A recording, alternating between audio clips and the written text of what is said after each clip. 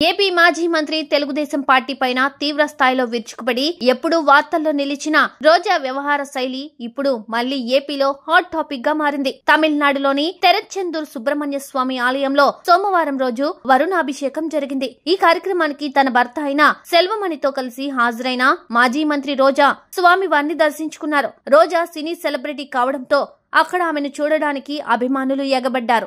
ఆలయంలో రోజాను చూసిన చాలా మంది భక్తులు ఆమెతో కలిసి సెల్ఫీలు దిగారు. ఇక వారందరినీ నవ్వుతూ పలకరించిన రోజా సెల్ఫీలకు ఫోజులిచ్చారు. అయితే అక్కడే పనిచేస్తున్న పారిశుద్ధ్య కార్మికులు కొందరు రోజాతో కలిసి సెల్ఫీ దిగాలని ఆమె వద్దకు చాలా ఆశతో వచ్చారు. అయితే రోజా దగ్గరకు వస్తున్న పారిశుద్ధ్య కార్మికులను ఉద్దేశించి దూరంగా జరగమన్నట్టు చేతితో సైగ చేశారు. రోజా సైగలతో దగ్గరికి రాకుండా ఆగిపోయిన పారిశుద్ధ్య కార్మికులు దూరంగా నిలబడే రోజాతో సెల్ఫీలు దిగారు. మిగతా వారందరితో దగ్గరగా సెల్ఫీలకు ఫోజులు ఇచ్చిన రోజా పారిశుద్ధ్య కార్మికులను దూరం పెట్టడం పైన పెద్ద ఎత్తున విమర్శలు వ్యక్తమవుతున్నాయి. ఆమె అహంకారం పైన ప్రస్తుతం సోషల్ మీడియాలో ట్రోల్స్ కొనసాగుతున్నాయి. ప్రస్తుతం దీనికి సంబంధించిన వీడియోలు సోషల్ మీడియాలో వైరల్ కావడంతో రోజాను నెటిజన్లు టార్గెట్ చేస్తున్నారు. పారిశుద్ధ్య కార్మికులు లేని ఒక రోజును రోజా ఊహించుకోవాలని సవాల్ విసురుతున్నారు. పారిశుద్ధ్య కార్మికులు పనిచేస్తేనే మన రోడ్లు, మన ఊర్లు, మన నగరాలు శుభ్రంగా ఉంటున్నాయని, అటువంటి వాటిని దూరంగా ఉండాలని రోజా సైగలు చేయడం ఆమెపై విమర్శలకు కారణం కాగా